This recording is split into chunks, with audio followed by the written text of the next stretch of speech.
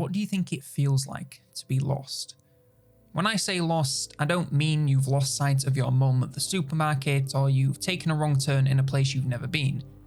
I mean really lost. So lost that you're coming to terms with having to spend a night under the stars and far from where you should be. That exact moment of realization must be one of the most panic-inducing feelings imaginable. However, there is another moment that I feel is far more terrifying. Long before you realize you're lost, there will be a moment where you go from slightly off course to lost entirely. There's no fanfare, no warning, and you don't even notice it happening. You'll simply find one moment and doomed the next.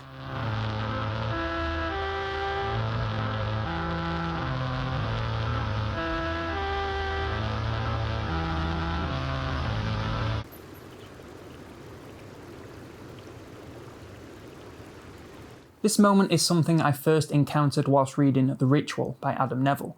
The book follows a group of 4 estranged friends who go for a hike in rural Scandinavia. They decide to take a shortcut through a nearby forest and become immediately lost in a vast ocean of impenetrable trees. Without going into spoilers, the book takes all kinds of twists and turns that cause their situation to go from bad to outright hellish. But the paragraph that scared me the most was something much more seemingly benign. After spending their first night in the forest, they continue searching for a way out, and we are treated to the following. They had turned that corner from camping to survival. It had happened sometime during the day, probably in the early afternoon, had not been marked by anything specific, but by everything, and only now, once they'd stopped staggering foot by foot through the debris, had they finally accepted their situation. This moment where they went from their planned camping trip to desperate survival in a wilderness they are woefully underprepared for passed them by, and they never even noticed. Whilst they were thinking about how it would be a good story to share with their families once they got home, they were unknowingly sentenced to imprisonment and possible death at the hands of the forest. It's like a terrifying version of a Wile E. Coyote cartoon where he runs off the edge of a cliff, and only when he looks down does he begin to fall. What made this moment stick with me is how easily it can and does happen to real people hiking. You can walk the same trail 1,000 times, but all it takes is one wrong turn and you can be gone with no hope of ever coming back. The speed and certainty of their fate being decided is like stepping on a landmine, but instead of an explosion of viscera, they simply dissipate into the wilderness, never to be seen again. The way it's described as having been marked by everything, as if they all knew with every step they took, they were becoming more and more lost, but just refused to accept it. It's as if they deluded themselves into believing they'd be through the forest in no time. All the while, in the back of their minds, they knew they never stood a chance.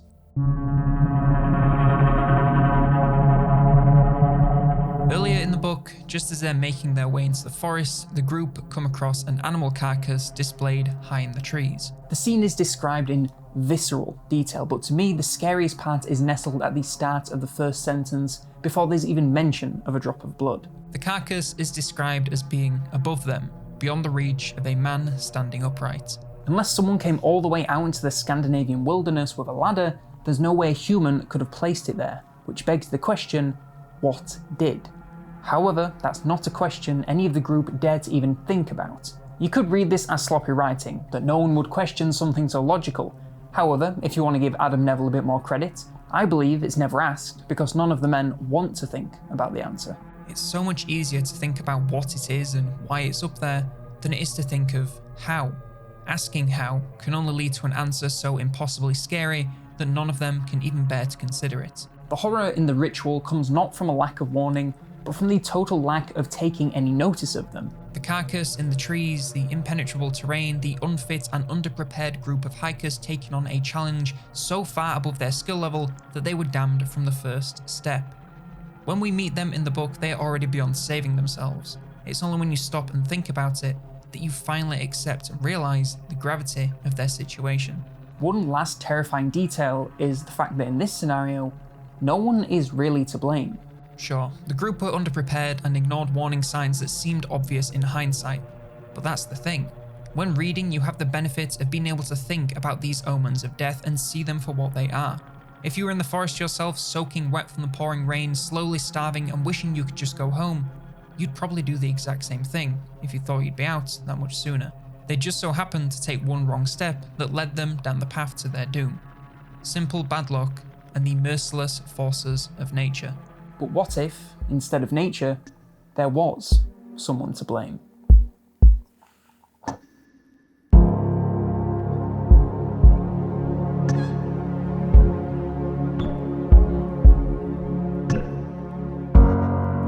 Mouthwashing is a game that covers a huge number of different topics, but at its most literal, it's a story about corporate neglect.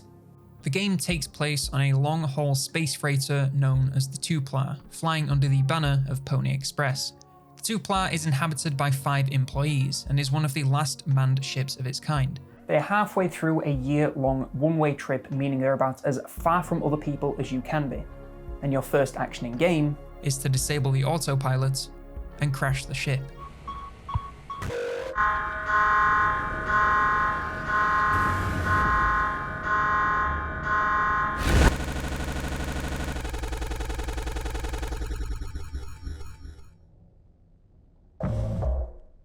Picking up in the aftermath, the crew is now trapped in deep space on one asteroid of an incomprehensible number floating around the cosmos with no way to get moving again.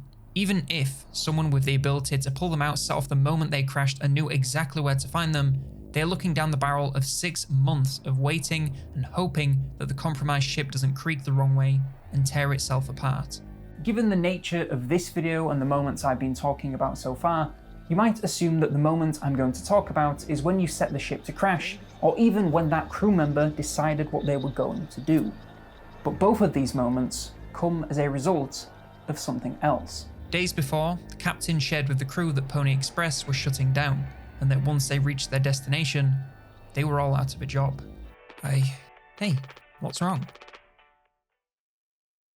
That's all it said on the report from management. We will get the paycheck for this delivery. I don't know any more than that. Pony Express finally kicking the bucket. Huh? What a joke. And we're the punchline. I don't have any savings. They can't just do this, right? Pony Express was one of the last manned freighter companies. The writing's been on the wall for a long time. When did they tell you? Earlier this week. I was instructed to wait until we're closer to the whole destination, but I can't keep something like this from you all. This is the moment one of the crew members decided what they were going to do, and yet it's still not the moment I can't stop thinking about. Before the crew found out the news, before the captain received word, and long before even the message was sent out from Pony Express, in a boardroom somewhere, presumably safe and far from the cold reach of deep space or unemployment, someone decided that the company just wasn't worth it anymore.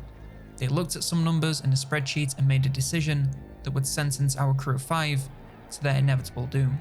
The idea that someone either a million miles or $1 million away can make a decision that effectively brings your life to an end is haunting. It's someone you've never met, and in all likelihood someone who doesn't even know your name. They can come to the conclusion that you no longer have a job at the end of this grueling year-long shift, and cause someone else to decide that you may never live to see it. You can take your pick of real-life inspirations for this aspect of the story. From game studios being shut down for making successful games that win awards, so their parent company can focus on successful games that win awards, to artists being replaced by AI that makes mediocre versions of their art after being trained on their art. There's no shortage of business decisions being made every day that condemn people to suffering, whilst the decision maker simply has the stress of hitting send on an email. With the added context that the company no longer exists, the context of the crash becomes even more horrifying. Not only are they trapped with no way to move, not only are they as far away from civilization as they can be, not only could the ship come apart at any moment, but there's a very good chance that no one is coming to look for them. Even with this knowledge, one crew member decided that this was a better fate than whatever waited for them at the other end. There is a lot more going on in this game and the actions of the person responsible for the crash, but everything set in motion can be traced back to that one decision. Where the ritual was terrifying because there was nothing directly responsible for the group becoming lost, Mouthwashing is the opposite. There is one person or a group of people who you can say are solely responsible for the sequence of events that doomed the crew of the Clair, but those people are never shown and will likely never have to take any responsibility and can continue making decisions and dropping axes without ever having to face the people they're condemning. Hey, speaking of faces,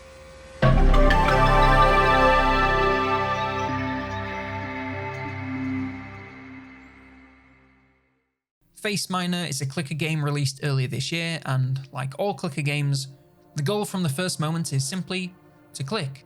Click enough times and you will earn enough money to automate the clicking and repeat this process until things get out of hand. The thing that makes Faceminer interesting and so deeply unsettling is instead of clicking on baked goods or cute little vegetable people, you're clicking on human faces. You are never told why it's human faces or what exactly the data is being used for. You just keep on clicking because that's what you're told to do. The gameplay loop revolves around purchasing datasets and clicking on faces enough times to earn a payout, to buy more datasets, etc. As I said, eventually you'll earn enough money to begin automating this process, and though it takes a little while to get going and isn't exactly the most accurate, it gets the job done faster, so why not?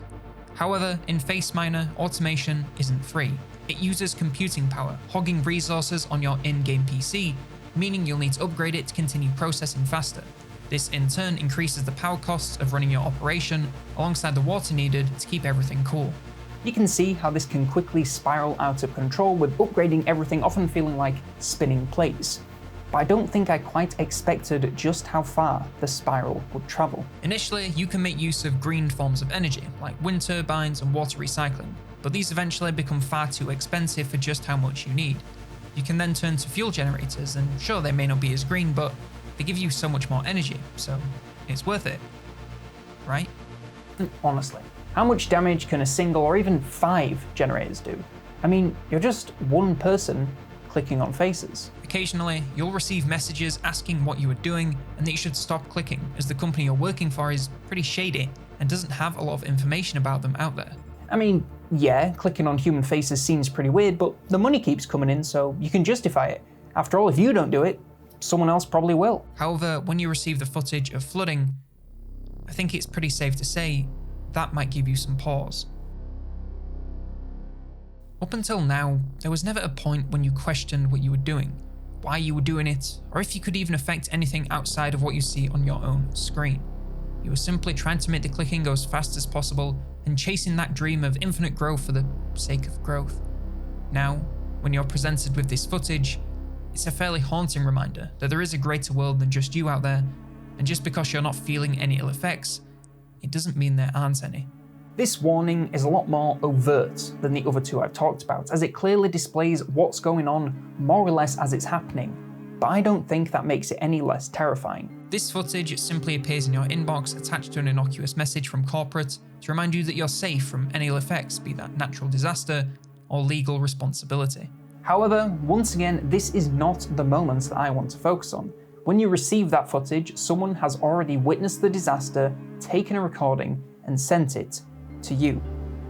You never noticed anything different, you didn't reach any particular milestone, you were just clicking away as the world began to fall apart around you. And that really is what Faceminer comes down to. You. None of this would have happened if you hadn't kept clicking, kept upgrading the clicking, kept obsessing over making the clicking go as fast as possible. You could have stopped at any moment or thought about the possible ramifications of what you're doing, but why would you? The money kept coming and the clicking kept getting faster and more accurate and making you more and more money. It's impossible not to see the obvious similarities to the real-life AI situation. Billions of dollars and billions of tons of pollution spewed into the atmosphere, all to create... well, create isn't the right word, really. It's a fact that AI is trained on stolen data, whether that's artwork, writing, or video, for that matter. If you create something and post it anywhere online, there is a strong, almost definite chance someone feeds it to an AI, also they can ask it to draw them a terrible-looking greeting card. If you can't tell, I am vehemently anti-AI, as I believe all creatives should be. So it pains me that this game, that displays how every person who thinks they're just playing around with AI for a bit of fun or some extra cash is actually contributing to both an ethical and ecological apocalypse, was made using AI for most of the faces you see in-game. The creators have taken a step off of the beaten path. I just hope they realise their mistake before they too become lost in the woods. A lack of warning really is one of the simplest fears that we all have. It's the entire reason jump scares are so effective. But what's even scary to me is when the path is laden with every warning you can imagine and people keep marching forwards all the same. You can say this about climate change, inequality, evolving diseases, and 1,000 other issues that are currently posing a major threat to our continued existence. But the thing I want to wrap this video up by talking about is something very close to my heart that happened recently in my own country. The Supreme Court ruling on the 16th of April of this year, stating that only people assigned female at birth can be defined as women, has reinvigorated the transphobia radiating from TERF Island. TERF, standing for Trans Exclusionary Radical Feminist, is really just a group of hateful misogynists who want to be able to define what their standard of a woman is. If you ask me, there's nothing neither radical nor feminist about that. Putting aside the fact that trans women are biological women, or the fact that as a result of this ruling, people assigned woman at birth have been assaulted because they don't look female enough, many prominent voices in the queer community warned that TERFs would soon set their sights on the next minority they wanted to police. And sure enough, days after their victory, the TERFs turned their attention to immigrants. If you needed any more proof that bigotry of any kind is bigotry of all kinds, I can't give you better evidence than that. In the midst of all this, the poem First They Came has been tossed around a lot lately. It's extremely well known, but just in case you've never read it in full, here it is. The original version was written in 1946 by Martin Niemöller, a German Lutheran pastor imprisoned by the Nazis, who he supported in 1937. This version was written by the Holocaust Memorial Day Trust, a charity established by, wait for it, the British government. They are now coming for the rights of trans people. They're coming for the rights of immigrants, and how long do you really think it'll be until they come for you? Don't ignore the obvious warnings, and don't give in to hate meant only to divide. To avoid ending on that completely downer note, I'll wrap up with this. Whether you get a warning or not, terrible things are going to happen because that's just how the world works. It can be easy to get lost under a dark cloud of feeling like everything you hold dear is going to hell, but I promise you, if you look for it, you will find light to balance out the darkness.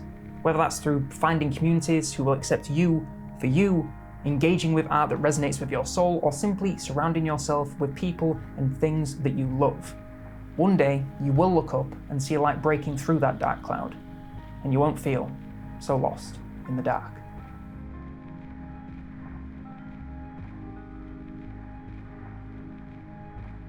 Do you want to say hello? Come here. Oh, Louis says hello, everybody. Look at Louis. He came on board the troop now with me. Wow. Say hello, Mr. Lou. Say it's my birthday. It's my birthday, everybody.